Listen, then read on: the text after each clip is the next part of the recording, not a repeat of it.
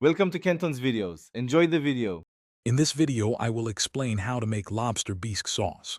First, you'll want to sauté your lobster shells in a large pot with some aromatic vegetables like carrots, celery, and onions. This step builds a foundational flavor. Next, deglaze the pot with a splash of brandy or white wine, scraping up any brown bits. Then, add fish or chicken stock and simmer for about 30 minutes to extract all that wonderful lobster essence. Now let's create the creamy base. In a separate saucepan, melt 2 tablespoons of butter over medium heat.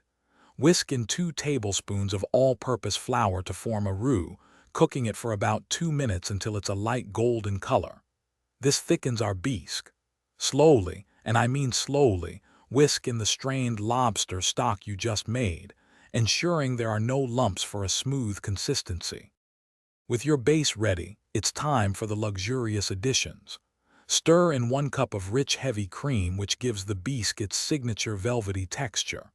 Season generously with salt, a dash of white pepper, and a tiny pinch of cayenne pepper for a subtle warmth. Finally, fold in your cooked lobster meat, allowing it to gently heat through for just a few minutes. Avoid overcooking the lobster. Your homemade lobster bisque is now ready to impress. For a beautiful presentation, garnish each bowl with a sprinkle of fresh chives or a delicate swirl of crème fraîche.